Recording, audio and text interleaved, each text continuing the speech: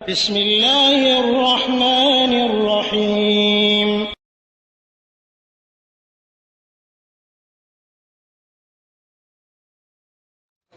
ওয়ালাইকুম আসসালাম রহমতুল্লাহ বারাকাত। সৌদি আরব খামিস মুর্শিদ থেকে জহির ভাই জানতে চেয়েছেন যে স্কুল থেকে বাচ্চাদের নিয়ে আসার কারণে জোহরের নামাজ জামাতের ত্যাগ করা জায়েজ আছে কিনা। আলহামদুলিল্লাহ ওয়াসসালাতু ওয়াসসালামু আলা রাসূলিল্লাহ, আম্মা বাদ। সম্মানিত ভাই, প্রবাসী হোক আর দেশে হোক, যেখানেই বাচ্চারা লেখাপড়া করে স্কুল থেকে অনেক সময় জোহরের সময় ছুটি হয়ে যায়। আর এই সময় গার্ডিয়ানরা বা অন্য কোনো ড্রাইভার বা অন্য কেউ এই স্কুলের ম্যাডামদেরকে আনতে অথবা বাচ্চাদেরকে নিয়ে আসতে যদি জোহরের নামাজ ত্যাগ করে, আসলে নামাজ তো ত্যাগ করা যাবে না। আল্লাহ বলছেন, ইন্না সলাতা কানাত আলাল মুমিনিনা কিতাবাম মাওকুতা, নিশ্চয়ই নামাজ নির্দিষ্ট সময় নির্ধারণ করে দেওয়া হয়েছে। এজন্য সময় মতো অবশ্যই সালাত আদায় করতে হবে, সময় মতো সালাত অবশ্যই আদায় করতে হবে, এবং এটা হলো ওয়াজিব। আল্লাহ বলছেন, আকিমুস সালাহ, তোমরা নামাজ কায়েম করো, ওয়া আতুজ যাকাত, যাকাত প্রদান করো, ওয়ারকাউ মা'আর রাকিঈন, হ্যাঁ, তা এবং রুকুকারীদের সঙ্গে রুকু করো, অর্থাৎ রুকুকারীদের সঙ্গে রুকু করা, জামাতবদ্ধর সঙ্গে নামাজ পড়া। নবী করিম সাল্লাল্লাহু আলাইহি ওয়াসাল্লামের কাছে একদা এক অন্ধ ব্যক্তি এসে অনুমতি প্রার্থনা করলেন। তিনি তাকেও প্রথমে অনুমতি দিলেন, এরপরে বললেন, হাল তাসমাউন নিদা, তুমি কি আজান শুনতে পাও? তিনি বললেন হ্যাঁ। তখন বললেন, ফাআজিব, অবশ্যই আসতে হবে। আর জামাতের সঙ্গে সালাত আদায় করলে আপনার 25 গুণ, আর এক হাদিসে এসেছে 27 গুণ সওয়াব বেশি হয়। এখন যদি কোনো বিশেষ প্রয়োজন হয়ে যায়, খুব এমন সমস্যা যে মাযুর, যেমন এমন লোক যার মনে করেন যে সে অসুস্থ হয়ে গেছে, তাহলে তার জন্য জামাত ত্যাগ করা জায়েজ আছে, সে বাড়িতে নামাজ পড়বে।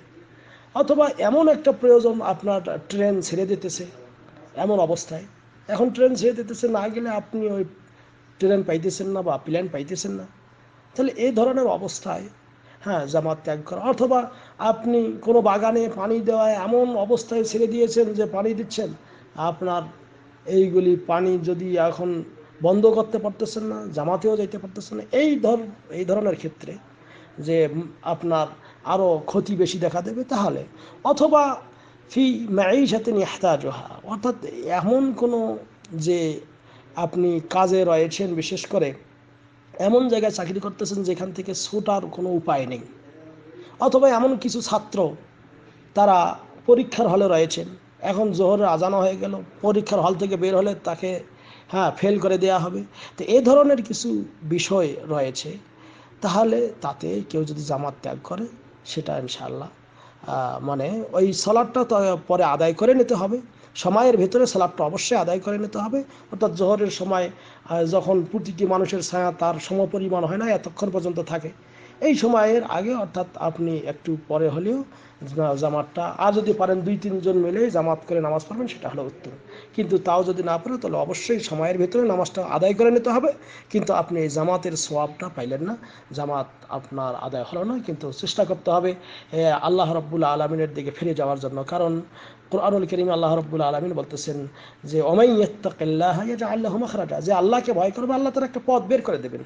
ওয়া ইয়ারযুকহু মিন হাইসু লা ইয়াহতাসিব, এবং আল্লাহ তাকে এমনভাবে রিজিক দেবেন যে সে টেরও পায় না। ওমাই ইয়াতাওয়াক্কাল আলাল্লাহ ফাহুয়া হাসবুহ, যে আল্লাহর উপর তাওয়াক্কুল করবে, আল্লাহই যথেষ্ট তার জন্য। ইন্নাল্লাহা বালিগু আমরিহি, নিশ্চয় আল্লাহ তার কাজকে সম্পন্ন করেন।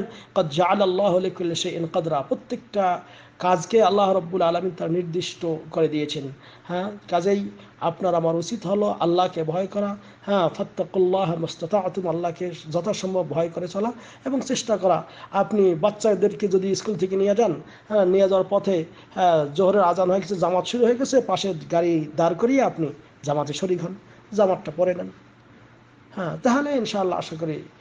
অথবা ম্যাডামকে নিচ্ছেন, ম্যাডামকে বলেন একটু ওয়েট করেন, আমি জামাতটা পরে আসি, এই 5-10 মিনিটের ব্যাপার। কাজেই এরকম করে চেষ্টা যদি আপনি করেন, আশা করি ইনশাআল্লাহ হয়ে যাবে। তারপরে যদি খুব সমস্যা দেখা দেয়, তাহলে আল্লাহর কাছে ক্ষমা চাইতে হবে। কারণ এরকম একটি প্রশ্ন করা হয়েছিল শেখ মোহাম্মদ বিন সালেহ আল উসাইমিন রাহিমাহুল্লাহকে। তিনি বলেছেন যে পরীক্ষার হলে যারা এরকম করে, হ্যাঁ, যে পরীক্ষার অজুহাত দিয়ে দেরি করে, আসলে যদি চেষ্টা করে, তাহলে আল্লাহ অবশ্যই তাকে একটা ব্যবস্থা করে দেবেন। নূরুন আল্লাহ দরবে তিনি এরকম উত্তর দিয়েছেন। অনুরূপভাবে ফতোয়া লাজনা দায়েমা অষ্টম খণ্ডের 39 পৃষ্ঠাতে এই কথাগুলি বিভিন্নভাবে বর্ণিত রয়েছে। আশা করি ক্লিয়ার হয়েছে ইনশাআল্লাহ। হাযা ওয়াল্লাহু আ'লাম বিস-সাওয়াব। সাল্লাল্লাহু আলা নবিয়িনা মুহাম্মদ। আসসালামু আলাইকুম ওয়া রাহমাতুল্লাহ।